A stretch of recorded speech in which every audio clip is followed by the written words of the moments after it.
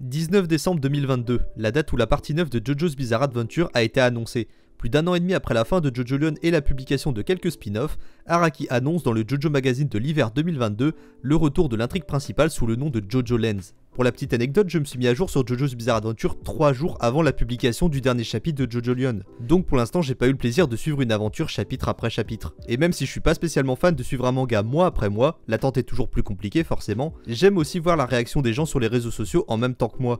Et c'est toujours agréable de voir la hype reprendre autour d'un manga qu'on adore. Le début de la 9ème partie est annoncé pour le 17 février 2023, sous la forme d'un chapitre de 70 pages. Là où en temps normal un chapitre de JoJo's en fait une quarantaine max, autant vous dire que j'étais content. La suite est sortie un mois plus tard et on a déjà eu quelques surprises. Mais j'en parle pas tout de suite, je rentrerai dans les détails un peu plus tard dans la vidéo. Personnellement j'attends beaucoup de choses de cette partie. Après tout ce n'est que la 3ème dans la nouvelle timeline, et je pense qu'Araki doit encore développer son univers, en plus d'approfondir certains mystères qu'il a installés dans les 2 parties précédentes. En parlant de ça, évidemment je vais spoiler ce qu'on a vu pour le moment dans la partie 9, mais je vais aussi parler d'une bonne partie de l'intrigue de JoJo Lion, la partie 8. Donc si vous n'avez pas lu jusque là, mettez-vous à jour et revenez plus tard. Et bien sûr, avant de commencer cette vidéo pour de bon, je vous rappelle que plus de 85% des gens qui regardent mes vidéos ne sont pas abonnés, alors je compte sur vous pour faire ce qu'il faut pour resserrer l'écart. En plus de tout ça, ce petit geste me permettra d'être un peu plus boosté par l'algorithme de YouTube. Merci à vous et bon visionnage.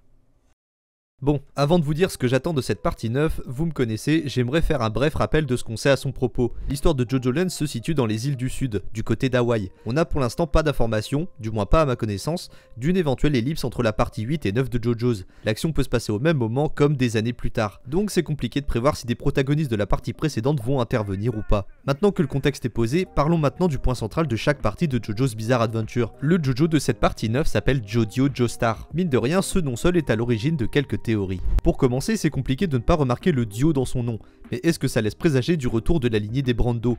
Personnellement, j'y crois pas trop, Diego Brando est mort assez jeune dans Steel Ball Run, il est mort à 20 ans, ça m'étonnerait donc qu'on y voit un descendant. Bien sûr, avec Araki on peut s'attendre à tout, alors que ce soit un membre de sa famille, une faille dimensionnelle ou une fusion des 2 timelines à travers un plot twist scénaristique, il a plus d'une façon de me donner tort. Sinon, on peut s'intéresser de plus près à la signification de ce prénom. Jodio en espagnol signifie ce qui s'approcherait le plus de foutu ou mal fait, et on apprend dans le chapitre 2 qu'il est soupçonné d'être un sociopathe. En plus de ça, on voit dans la toute première scène qu'il n'hésite pas à s'en prendre aux autorités pour se couvrir ou pour défendre sa famille. C'est donc une possibilité à ne pas négliger. Selon l'arbre généalogique qu'on nous a présenté dans le chapitre 1, il s'agit du cousin de Kira Yoshikage, donc de Josuke. Et comme promis par Araki, c'est un descendant du Joseph qu'on voit à la fin de JoJo Lion. C'est un personnage qui ne semble intéresser que par une chose, devenir riche. Il a commencé très tôt à commettre des petits délits afin de gagner de l'argent. C'est ce qu'il appelle le shikumi. Bien sûr, il est plus que possible que Jodio évolue et change de comportement ou de façon de penser.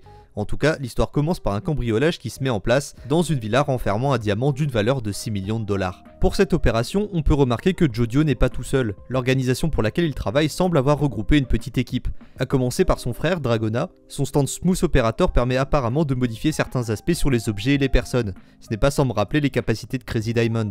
Parmi les autres stands présentés, on a The Hustle qui permet d'absorber les objets à proximité quand son manieur contracte ses muscles. The Mate Kudasai, encore une référence à King Crimson, décidément j'adore les rêves qui sont proposés, qui permet de se transformer en ce qu'une personne désire. Si la personne dit je veux des caméras, le stand deviendra une caméra. Et évidemment, le plus important, le stand de Jodio November Rain qui déclenche des pluies. Ces pluies permettent de détruire ce qui se trouve en dessous et Jodio a l'air de pouvoir choisir ce qui est affecté par lui. Au vu des différents stands, je pense que la première partie sera moins orientée combat, après tout la mission est plus une mission d'infiltration. Et la plupart des personnages ont des pouvoirs plutôt utilitaires qu'offensifs, mais on verra bien comment Araki décide d'utiliser ce qu'il a introduit.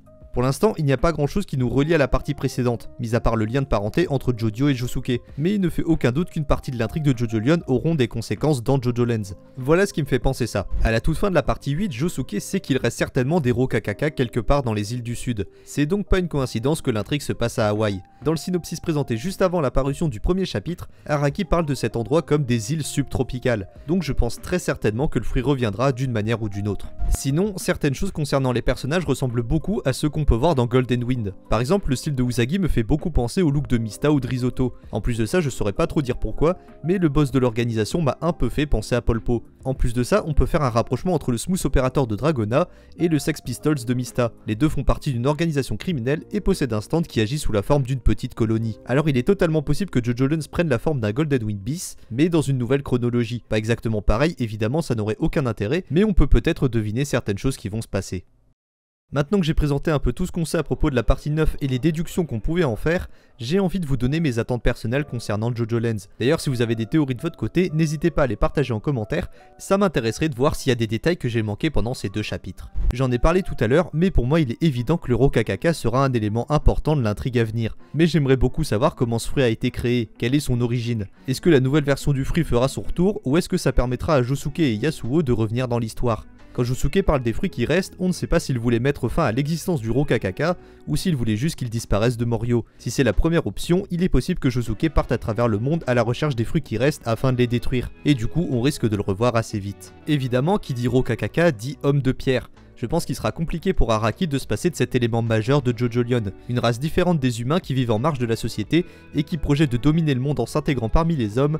Ça me paraît un peu gros pour que ce soit simplement oublié d'une partie sur l'autre. Ce ne sont que des suppositions, s'ils reviennent ce sera peut-être dans un rôle mineur, mais je pense qu'Araki ne les a pas oubliés. D'ailleurs qui sait, peut-être que le Rohan de cette timeline est un homme de pierre. En parlant de lui, c'était la grosse surprise de ce chapitre 2. Selon Jodio, il semble avoir la même réputation que dans la partie 4, un mangaka reconnu dans le monde entier. Pour moi c'est plus qu'un clin d'œil d'Araki, même si on sait que Rohan est son personnage préféré, on sait aussi qu'il peut être sans pitié envers tout le monde. Donc s'il a réintégré ce personnage, c'est bien pour en faire quelque chose d'important, et pas juste pour faire un caméo. Il a aussi sûrement modifié légèrement son stand Evansdor, comme il a pu le faire avec Kira Yoshikage, donc je suis curieux de voir de quoi il est capable dans ce monde. Sinon, je pense que JoJo Lands sera l'occasion de lever certaines zones d'ombre à propos de la lignée Joestar, à contrario de la partie précédente. Tout ce qu'on savait des origines de Josuke était une partie de la vie des 2 personnes qui ont fusionné, dont Kira Yoshikage qui est le membre de la famille Joestar. Mais au chapitre 1 de JoJo Lands, on nous présente directement l'arbre généalogique de Jodio et ses relations avec le JoJo précédent. C'est aussi quelque chose qui était annoncé avant l'apparition du chapitre, mais on savait à l'avance qu'il serait un descendant de Joseph Joestar. De plus, une chose qui n'est jamais arrivée dans le manga jusque-là, Jodio a un frère, biologique, pas adoptif. La dernière fois c'est parti un peu en couille à base de décapitation et de voyage en Égypte. Qui plus est, ce frère aura sûrement une place assez grande dans l'intrigue, puisqu'il fait partie de la même bande. C'est quelque chose qui peut paraître insignifiant, mais l'arbre généalogique, plus la présence assez forte jusque-là des membres de sa famille, on voit aussi sa mère au chapitre 2, plus les différentes annonces qui ont précédé le début du manga, je pense que c'est un signe que JoJo Lands abordera un peu plus la notion des liens familiaux, et remettra au centre de l'histoire la lignée des Joestar. En plus de l'introduction de Rohan Kishibe, on peut s'attendre à d'autres clins d'œil à la première timeline. Je ne pense pas forcément à l'apparition d'autres personnages, mais Araki semble vouloir se laisser aller aux petites références par-ci par-là. Donc pourquoi pas un stand ou un personnage mineur, ou peut-être même le retour des fameuses flèches. Là ce n'est pas une attente, c'est plus une supposition. C'est quelque chose qu'il faut malheureusement commencer à envisager, mais il est possible que JoJo Lands soit la dernière partie de JoJo's Bizarre Adventure. Ou l'avant-dernière dans le meilleur des cas. Ce n'est pas quelque chose que je souhaite évidemment, mais JoJo's Bizarre Adventure a maintenant 37 ans, et il faut reconnaître que Hirohiko Araki commence à être sacrément vieux. Contrairement à ce que toutes ces photos peuvent montrer, cet homme a 62 ans. Quand on prend l'exemple de la partie précédente, Araki a publié 110 chapitres entre mai 2011 et août 2021, 10 ans de publication mensuelle. Alors vous me direz, il est possible que cette partie soit plus courte, comme les toutes premières du manga finalement. Mais les 2 parties qui constituent la nouvelle timeline sont particulièrement plus longues que celles qui ont précédé, respectivement 7 ans pour Steel Ball Run et un peu plus de 10 ans pour JoJolion, là où les parties d'avant le reboot duraient 3-4 ans environ, donc personnellement j'y crois pas trop. J'espère en tout cas qu'Araki a sérieusement réfléchi à une vraie conclusion pour son œuvre, que ce soit dans cette partie ou plus tard.